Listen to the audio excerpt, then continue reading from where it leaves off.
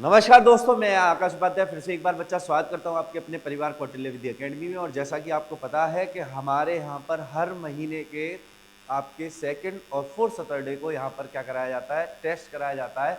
आपके यूपीएसआई हो, पुलिस से संबंधित हो, चाहे आपके एसएससी से संबंधित हो, जितनी भी आपकी परीक्षाएं कंपटीशन है वनडे एग्जाम की, सभी की यहाँ पर टेस्ट कराया जाता है भैया आपके सेकंड सैटरडे और फोर्थ सैटरडे को। और हम मिलते हैं आपके साथ, आपके जो भी आपने परीक्षा में किया है, आज जो टेस्ट देकर आप गए हैं उससे संबंधित बात करने के लिए, उन प्रश्नों पर बात करने के लिए हर एक सब टीचर अपने सब्जेक्ट पर बात करता है कि आपकी क्या अप्रोच होनी चाहिए थी उस क्वेश्चन को करने की, क्या तरीका होना चाहिए था जिससे कि आप कम से कम समय में ज़्यादा से ज़्यादा क्वेश्चन अच्छी एक्यूरेसी के साथ कर पाए, यानी कि अच्छी सटीकता के साथ। तो चलिए मैं आपके सामने यूपीएसआई के जो 40 प्रश्न हिंदी के आज आए थे उन पर चर्चा करने वाला हूं। तो चलिए 40 प्रश्नों की स्थिति को देखते हैं कि आज पेपर के लेवल क्या रहा था, कैसे प्रश्न थे और आपको किस तरीके से वो करने चाहिए थे। तो सबसे पहले अगर हम बात करें तो हिंदी लैंग्वेज सामान्य हिंदी यूपीएसआई के अंतर्गत आज जो हमारे यहाँ टेस्ट हुआ कौटिल्य विद्या अकेडमी में, तो उससे संबंधित कैसे कैसे प्रश्न थे हिंदी के, तो देख लेते हैं भैया क्या लेवल रहा आज के हिंदी के प्रश्नों का। तो चलिए सबसे पहले हम बात करते हैं। तो हिंदी में सबसे पहला जो आज प्रश्न था वो क्या था भैया, कि सबसे पहला प्रश्न था निम्नलिखित में से वर्तनी की दृष्टि से कौन सा शब्द अशुद्ध है। यानी कि आपको वर्तनी की स्थिति के आधार पर, यानी कि लिखने के आधार पर, लिपि स्थिति के आधार पर बताना था इनमें से कौन सी अशुद्ध स्थिति है। क्या उज्जवल सही लिखा हुआ है, कि बिल्कुल एकदम उज्जवल में कोई कमी नहीं है भैया, दो जा दोनों के दोनों आधे। अगर बात करें कवियत्री की, बिल्कुल कवियत्री भी सही लिखा हुआ है। शुश्रूषा बिल्कुल सही लिखा हुआ है। क्या बृहस्पति सही लिखा हुआ है, नहीं भैया, इसमें रा नहीं, इसमें री होता है। क्या होता है भैया, री होता है और शब्द होता है बृहस्पति। क्या होता है, बृहस्पति, ना कि वृहस्पति। तो आंसर क्या होगा, कि आंसर हो जाएगा ऑप्शन सी एकदम राइट आंसर भैया। तो यहाँ पर ऑप्शन सी में जो वर्तनी थी वो क्या थी, अशुद्ध, बाकी तीनों की शुद्ध थी। बहुत बढ़िया। चलिए भैया नेक्स्ट क्वेश्चन है आपके सामने। अगला प्रश्न था कि इप्सित का विलोम क्या होगा। भैया इप्सित का विलोम शब्द पूछा था कि इप्सित का विलोम शब्द क्या होगा। तो बताइए भैया क्या होगा। तो इप्सित की बात की थी, तो इप्सित का विलोम क्या होगा भैया, क्या होगा भैया आपका, अभिप्सित होगा या अनिप्सित होगा या कुप्सित होगा या अधिपिष्ट होगा। तो जल्दी से बढ़िया तरीके से आंसर करेंगे, बढ़िया तरीके से, बहुत बढ़िया बहुत बढ़िया बहुत बढ़िया। तो यानी कि इप्सित का मतलब क्या होता है, चाहा हुआ। और अनइप्सित का मतलब क्या होगा, कि जब आप इसको तोड़ेंगे तो यहां से निकलेगा अन उपसर्ग। क्या निकलेगा, अन उपसर्ग निकलेगा और शब्द बनेगा अनइप्सित। क्या बनेगा भैया, अनइप्सित, इन अनइप्सित। तो यानी कि जो चाहा गया ना हो। तो अन का मतलब क्या होता है, नहीं। अन का अर्थ कैसा होता है, कि भैया अन उपसर्ग नहीं की ध्वनि देता है, जिसका मतलब है ना चाहने योग्य। तो यहाँ पर इप्सित का मतलब क्या होता है, चाहा हुआ, और ये क्या होता है, अनचाहा हुआ। तो यानी कि आंसर क्या हो जाएगा, कि आंसर हो जाएगा ऑप्शन बी एकदम राइट आंसर। बहुत बढ़िया। नेक्स्ट क्वेश्चन है, अकाल में सारस पर साहित्य अकादमी पुरस्कार किसे प्राप्त हुआ है। तो अकाल में सारस पर भैया साहित्य अकादमी पुरस्कार किसको प्राप्त हुआ है। तो भैया सबसे पहले अगर मैं बात करूं अकाल में सारस की, तो ऐसा कोई पुरस्कार ही नहीं है जो इसमें प्राप्त ना किया गया हो, सबके सब इसने प्राप्त किए हैं। अंकित जी की अगर मैं बात करूं, नहीं भैया, अमिताभ घोष एकमात्र अंग्रेजी भाषा में ज्ञानपीठ पाने वाले आपके, ठीक है, 2018। निर्मल वर्मा, नहीं भैया, कौन है भैया, केदारनाथ सिंह। क्या नाम है इनका, केदारनाथ सिंह। तो ऑप्शन डी जो होगा बिल्कुल सही आंसर होगा, कि अकाल में सारस पर साहित्य अकादमी पुरस्कार प्राप्त करने वाले जो व्यक्ति थे उनका नाम क्या था, केदारनाथ सिंह था। राइटर एकदम राइट आंसर होगा ऑप्शन डी। क्या होगा भैया, ऑप्शन डी एकदम राइट आंसर होगा। बहुत बढ़िया। कब मिला था इन्हें, 2013 में। कब मिला था इन्हें, 2013 में इनको ये पुरस्कार प्राप्त हुआ था। चलिए भैया नेक्स्ट क्वेश्चन आपके सामने आ जाता है। अगला है, वार्णिक वाक्यों को सही क्रम में लगाइए। तो वार्णिक वाक्यों को सही क्रम में लगाना है, यानी कि ABCD लगा रखा है, आपको दे रखा है। आपको ये बताना है कि पहले A आएगा, पहले B आएगा या C आएगा फिर D, यानी कि उसके वार्णिक स्थिति के आधार पर आपको क्रम स्थिति बतानी है कि भैया कौन सा क्रम होगा। तो महाभारत में कृष्ण ने कर्ण से प्रस्ताव किया कि यदि तुम दुर्योधन का साथ छोड़ दोगे तो पांडव तुम्हारा अभिषेक करेंगे तथा भीषण युद्ध रुक जाएगा। तो भैया बिल्कुल एकदम क्रम में ही लगे हुए हैं सारे के सारे, तो आपको कुछ करना ही नहीं है। तो आंसर क्या हो जाएगा, ऑप्शन ABCD होगा, बिल्कुल एकदम क्रम में ही स्थापित है, कोई दिक्कत नहीं है। तो ऑप्शन क्या हो जाएगा, सी एकदम राइट आंसर हो जाएगा इसका। नेक्स्ट क्वेश्चन पर चल लेते हैं, आगे बात कर लेते हैं। चलिए भैया नेक्स्ट क्वेश्चन है, मलिक मोहम्मद जायसी के द्वारा, इनके द्वारा जो आपके जो प्रसिद्ध ग्रंथ है, कौन सा भैया, पद्मावत। वो किस भाषा की रचना का है, ब्रज भाषा है, अवधी भाषा का है या बघेली का है, और भैया आपके क्या है कि भैया मैथिली भाषा का है।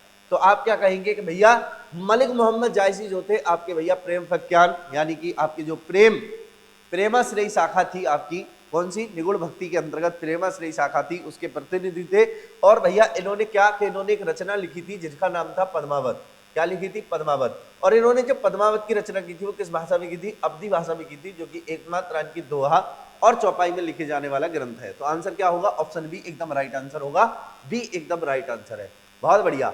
कितनी नामों में कितनी बार पर किस लेखक को ज्ञानपीठ पुरस्कार प्राप्त हुआ है, बहुत बार पेपर में पूछा गया है और मोस्ट इंपोर्टेंट आपका जो है बेहतरीन सा क्वेश्चन है। और भैया कितनी नामों में कितनी बार, कौन थे वो, कि उनका नाम भी कभी कभी पूछ लिया जाता है, और वो विद्वान कौन थे, कि वो राइटर थे भैया हीरालाल, क्या नाम था, कि हीरानंद सच्चिदानंद वात्स्यायन अज्ञ जी। कौन थे, हीरानंद सच्चिदानंद वात्स्यायन अज्ञ जी, क्या नाम थे, अज्ञ जी जिनका टाइटल था। और उनके द्वारा ये पुस्तक लिखी गई है कितनी नामों में कितनी बार, और इन्हीं को ज्ञानपीठ पुरस्कार प्राप्त हुआ था। इन्हीं को क्या प्राप्त हुआ था, ज्ञानपीठ पुरस्कार प्राप्त हुआ था भैया आपका। बहुत शानदार, बहुत बेहतरीन। नेक्स्ट क्वेश्चन पर बात करेंगे। बहुत शानदार, बहुत शानदार बहुत बढ़िया। तो 1900 क्या भैया, इसका मुझे समय बताएगा कोई, कितने कब मिला था इनको, तो कब मिला था भैया, कि इन्हें भैया इनको कितनी नामों में कितनी बार के लिए 1978 में इनको प्राप्त हुआ था। कब प्राप्त हुआ था, 1978 में। चलिए, निम्न में से गजारूढ़ शब्द में समास है, गज आरूढ़, गज पर आरूढ़, क्या होगा भैया, गज पर आरूढ़ समास पूछा है, गज पर आरूढ़ होगा, तो इसका विग्रह करने पर क्या होगा, गज पर आरूढ़ होगा। और पर की स्थिति जो है वो किसको दर्शाती है, कि ऐसा शब्द जिसका विग्रह करने पर बीच में कारक चिन्ह की स्थिति आ जाए, और वह स्थिति किसको दर्शा रही है, कि भैया आपके अधिकरण को दर्शा रही है। क्या दर्शा रही है, अधिकरण को। तो इसमें कौन सा समास होगा, आप कहेंगे अधिकरण तत्पुरुष समास होगा। आंसर होगा सी, एकदम राइट आंसर। बहुत बढ़िया। मत्स्यिका किसका तत्सम शब्द है, तो मत्स्यिका भैया किसका तत्सम शब्द है, तो आप कहेंगे मत्स्य तो मछली का हो जाएगा, ए भैया, तो मत्स्यिका किसका होता है, मक्खी का होता है। आंसर क्या होगा, ऑप्शन बी एकदम राइट आंसर है। बहुत बढ़िया। बताएंगे भैया विघ्न का समानार्थी शब्द क्या है, बताएंगे भैया विघ्न का समानार्थी शब्द, समानार्थी का मतलब है पर्यायवाची, कि विघ्न का मतलब, विघ्न कहते हैं ना संकट, तो भैया और किसका मतलब होता है संकट, कि भैया जब यहाँ पर तत्सम में पूछा है तो आंसर क्या होगा, अंतराय। क्या होगा, अंतराय होगा। आंसर बिल्कुल एकदम क्या होगा, बी एकदम राइट आंसर होगा। बहुत बढ़िया। नेक्स्ट क्वेश्चन की बात करेंगे। अगला प्रश्न क्या है, अगला प्रश्न है आपका 10वां प्रश्न की बात कर लेते हैं। 10वां प्रश्न की स्थिति पर अगर हम चलें तो यहाँ पर आपसे इन्होंने मिलान कराया है, विलोम शब्द के रूप में जोड़ोगा। तो आपको बताना है कि भैया किसका किससे मिलान होगा। पराधीन की अगर मैं बात करूं तो स्वाधीन होगा भैया, जो दूसरों पर निर्भर हो वो पराधीन, और जो स्वयं पर निर्भर हो वो स्वाधीन। स्वदेश का क्या होगा, परदेश होगा। स्वदेश मतलब अपना देश, और परदेश में जाकर रहने वाला।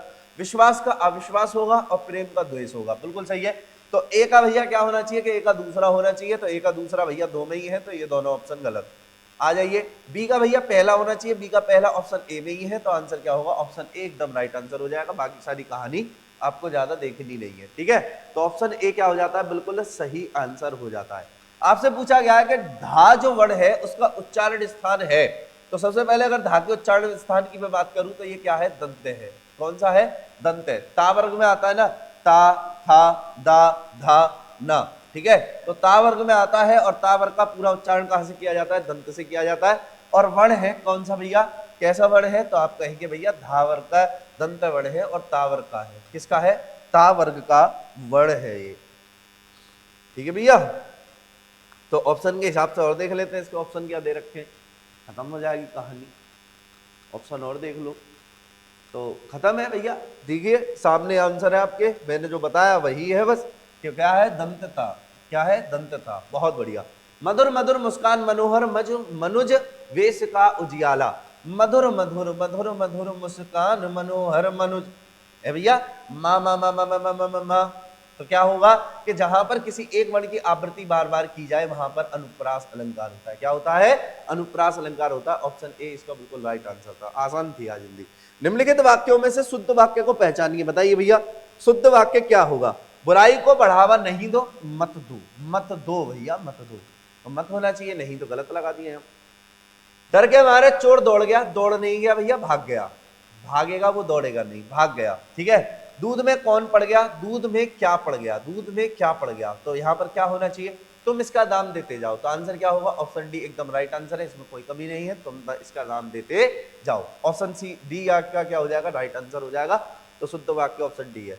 14 है, कहती हुई यो उत्तरा के नेत्र, कहती हुई यो उत्तरा के नेत्र जल से भर गए, हिम के कणों से पूर्ण मानो हो गए पंकज नए। तो भैया पंकज नए हो गए भैया कैसे? कि भैया मानने के लिए कह रहा है, आपसे कह रहा है मान लो, ऐसा ऐसा मान लो, ऐसा क्या कर लो? मान लो कि उत्तरा के नेत्र जल जो थे वो जो है, जो जल नेत्र थे वो जल से भर गए, और हिम कर्णों से पूर्ण मानो। जैसे हिमकर्ण, जैसे कि हिमकर्ण का मतलब है जैसे कि बर्फ के गोलों के समान, बिंदु के समान, बर्फ के बिंदु के समान, ऐसे पंकज नए। तो भैया आंसर क्या होगा? कि आंसर होगा मानने के लिए कह रहा है गुरुजी, उत्प्रेक्षा अलंकार होगा। बस मानने के लिए तो कह रहा है, संभावना व्यक्त कर रहा है, तो कह रहा है ऐसे मान लो, संभावना है ऐसी। तो आंसर क्या होगा? उत्प्रेक्षा। तो जहां पर भी मैंने आपको बताया मानो, जानो, जनहू, मनहू, ज्यो त्यों, ये सब सारे शब्द किस में आते हैं? आपके उत्प्रेक्षा अलंकार में आते हैं, क्योंकि ये सब संभावना को व्यक्त करते हैं। इस पंक्ति में कौन सा अलंकार है? यहाँ पर क्वेश्चन की स्थिति ही नहीं दी गई थी, तो आंसर तो हम कैसे देंगे? ठीक है, तो इसमें क्वेश्चन की स्थिति ही नहीं दी गई थी। ठीक है, तो आंसर भैया कैसे निर्धारित किया जा सकता है? इसमें तो क्वेश्चन ही नहीं है। चलिए भैया नेक्स्ट अगर हम बात करें, अगली स्थिति पर आ जाइए। अगली स्थिति है भैया प्रेम प्रथम सूफी प्रेमाख्यान काव्य के रचयिता कौन है भैया? प्रथम, प्रथम, बहुत बढ़िया, बेहतरीन क्वेश्चन है भैया, बढ़िया प्रश्न था ये मेरे हिसाब से। अगर आप मुझसे अगर सही पूछेंगे तो सारे प्रश्नों में सभी थे, अभी तक का सबसे सही प्रश्न यही था। तो क्या होगा जल्दी से बताइए, तो क्या था भैया? तो बताइए जल्दी से भैया। कि भैया मुल्ला दाऊद, क्या नाम था इनका? कि भैया नूर मोहम्मद थे? नहीं। कुतुम्बन थे? नहीं। मृगावती थी इनकी रचना। जायसी थे? नहीं। पद्मावत। मुल्ला दाऊद को प्रेमाख्यान का, प्रथम सूफी प्रेमाख्यान का काव्य का रचयिता माना जाता है। और इन्होंने क्या लिखी थी? चंदायन। क्या लिखी थी? चंदायन इन्होंने लिखी थी, चंदायन। तो भैया इनकी रचना कौन सी है? चंदायन। कुतुम्बन की कौन सी है? मृगावती। और जायसी जी की आपकी कौन सी है भैया? पद्मावत। तो इनको भैया प्रेम सूफी प्रेमाख्यान का काव्य का पहला रचयिता माना जाता है। तो ऑप्शन क्या होगा? सी एकदम राइट आंसर होगा। पश्चिमी हिंदी की कौन सी बोलियां है? पश्चिमी हिंदी में कौन कौन सी आती है? तो आप कहेंगे कब कब है। क्या कहेंगे? कब कब है। कब कब है जी? आईपीएल का मैच कब कब है। तो कैसे क्या हो जाएगा? कन्नौजी हो जाएगा। ए भैया कैसे कन्नौजी? नहीं भैया, कैसे हो जाएगा? खड़ी बोली। क्या हो जाएगा? खड़ी बोली। बी से क्या हो जाएगा? बुंदेली। बी से क्या हो जाएगा? बुंदेली, है भैया, है ना। कैसे क्या हो जाएगा? कन्नौजी। कैसे क्या हो जाएगा? कन्नौजी। और भैया बी से क्या हो जाएगा? बी से हो जाएगा भैया ब्रज बोली। क्या हो जाएगा? ब्रज बोली। और ऐसे क्या हो जाएगा? हरियाणवी। अब देख लो जहां जहां ये है वही आंसर है। ब्रज है, हरियाणवी है, बुंदेली है, तीनों आ रही है। ऑप्शन ए एकदम राइट आंसर है। यहाँ पर बघेली के साथ छत्तीसगढ़ी, ये तो कहानी खत्म। मारवाड़ी जयपुरी नहीं भैया, मगही भोजपुरी नहीं। ऑप्शन ए एकदम राइट आंसर है।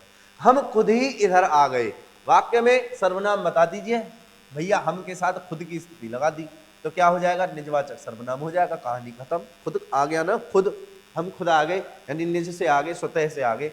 चलिए, मैं तो राम बिरह की मारी मोरी, मुंदरी हो गई कंगना। तो बताइए भैया इसमें कौन सी स्थिति होगी? कि मेरी मुंदरी हो गई कंगना। कि भैया मुंदरी जो है वो कंगना हो गई। ये तो कंगना को आरोपित किया जा रहा है मुंदरी पर।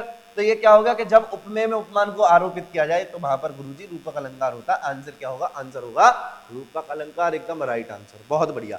आयुष्मान का स्त्रीलिंग क्या होगा? तो आप कहेंगे भैया आयुष्मान का स्त्रीलिंग हो जाएगा आयुष्मती। याद रखना, ना की स्थिति ता में बदलती है। ठीक है, बहुत बढ़िया। तो क्या हो जाएगा? आयुष्मती हो जाएगा। जैसे शक्तिमान का क्या हो जाएगा? शक्तिमती। शक्तिमान का क्या हो जाएगा? शक्तिमान का शक्तिमती। ठीक है, तो आंसर क्या हो जाएगा? आंसर हो जाएगा ऑप्शन बी। बालक का बहुवचन रूप क्या होगा?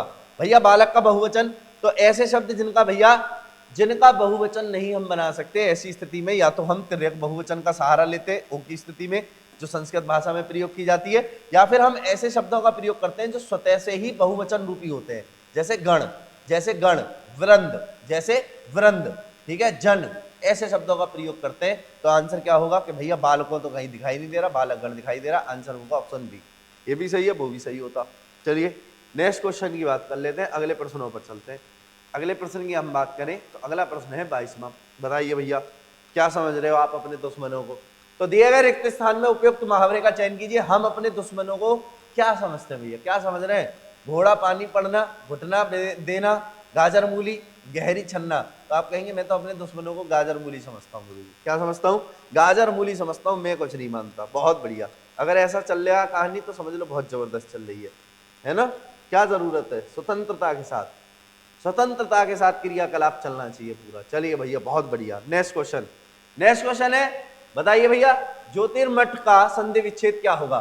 तो आपको बहुत अच्छे से मालूम है कि भैया कि आपने बताया था कि जब भी किसी शब्द का अंतिम वर्ण क्या हो कि भैया लघु ई या दीर्घ ई, यानी कि अन्य स्वर हो लघु आ और दीर्घ आ को छोड़कर, इन दोनों को छोड़कर, इन दोनों को छोड़कर कोई अन्य स्वर है और उसके बाद क्या आ जाए कि भैया उसके बाद विसर्ग आ जाए और उसके बाद क्या आ जाए कि उसके बाद अगर कोई सघोष वर्ण आ रहा है, क्या आ रहा है? सघोष वर्ण।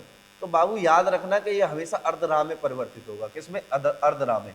तो विसर्ग की स्थिति किस में बदल जाएगी? अर्धराह में। तो सीधी सीधी है कि भैया क्या होगा? ज्योतिह धनमठ। क्या होगा? ज्योतिह धनमठ। रा की स्थिति को विसर्ग में बदल दो, आंसर आपके सामने होगा।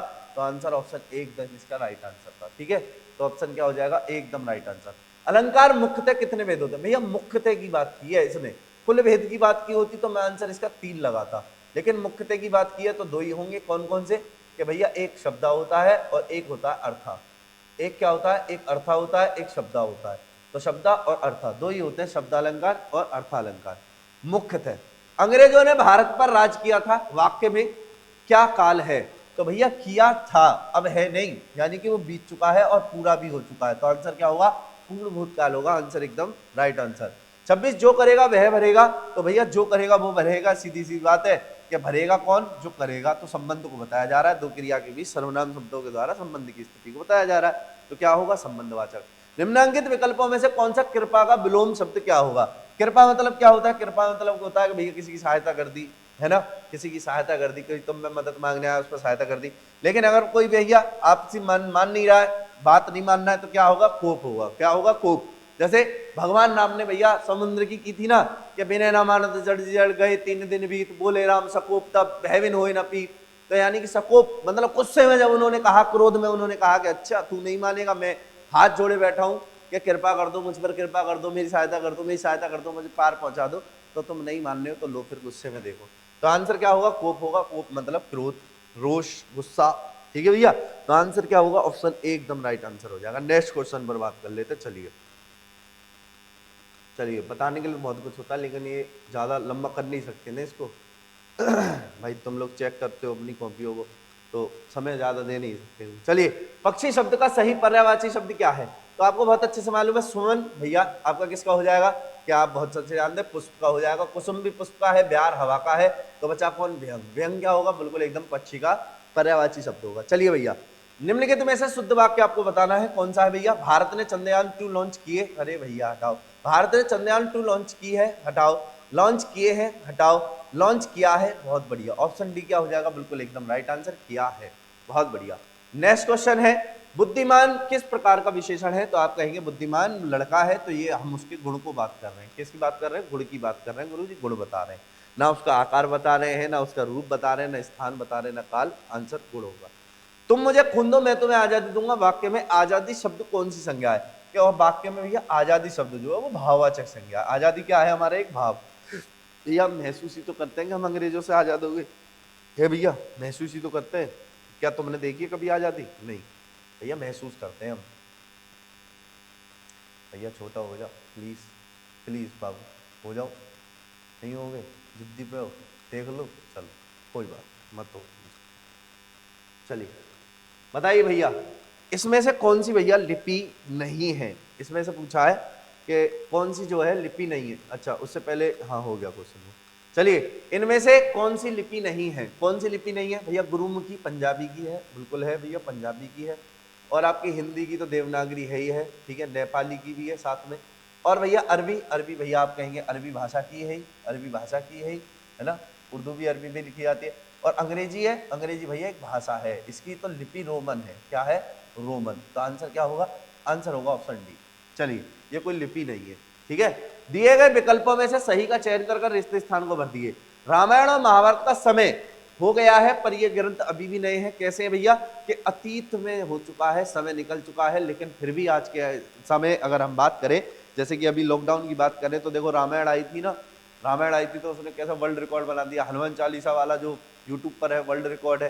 तो भाई कहानी अलग है भाई, है। राम का नाम तो बस अमर है, अमर ही रहेगा, है। चलिए भैया नेक्स्ट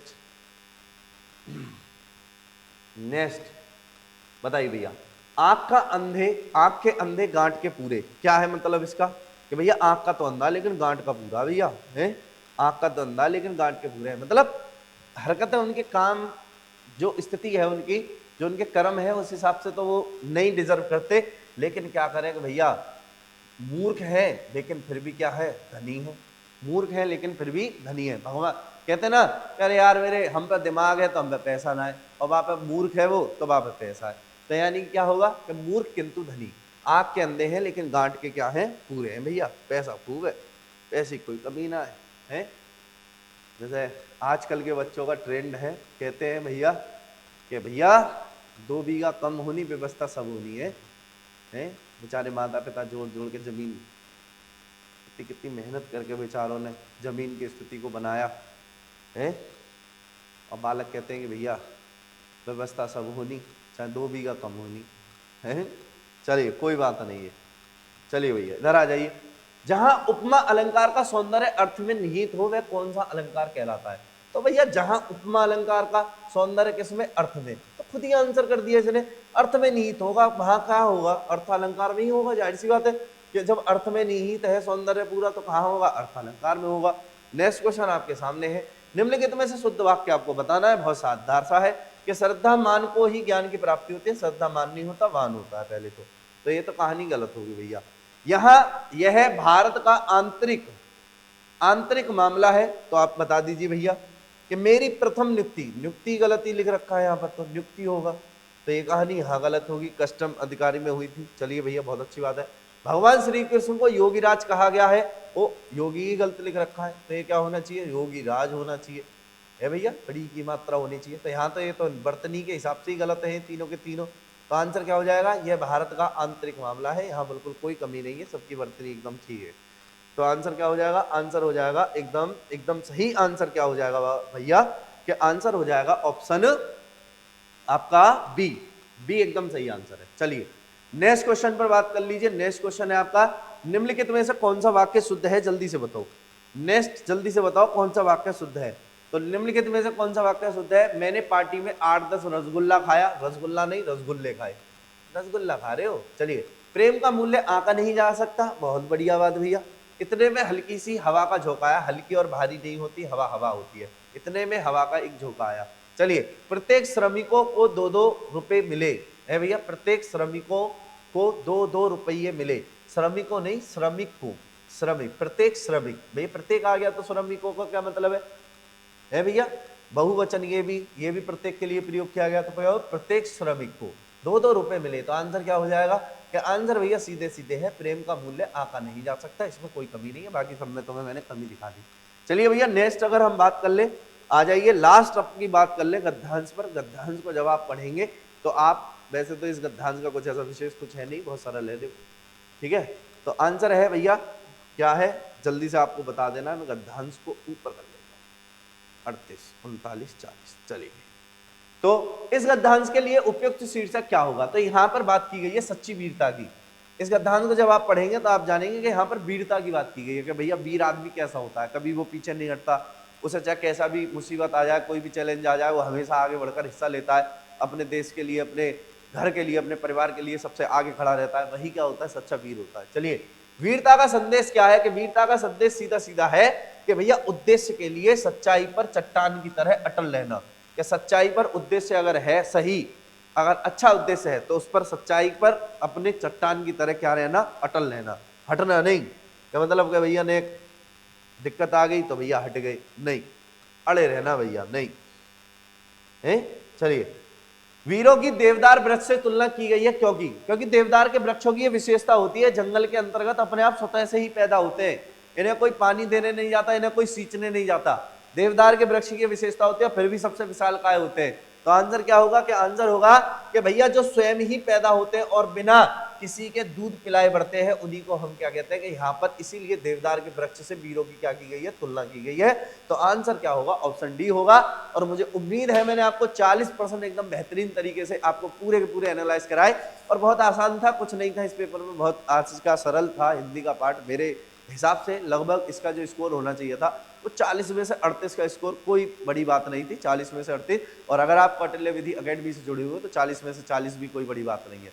तो चलिए आज के लिए इतना ही, बाकी मिलेंगे आपसे अगले पेपर की तरफ, तभी आपको अगले परीक्षा जो होगी आपके 4th सैटरडे में, तब वहाँ पर आपसे दोबारा चर्चा करने के लिए जुड़ूंगा मैं। तब तक के लिए ध्यान रखिए, अपना स्वास्थ्य रखिए, मस्त रहिए, स्वस्थ रहिए, जबरदस्त रहिए। तब तक के लिए जय हिंद, जय भारत, भारत माता की जय।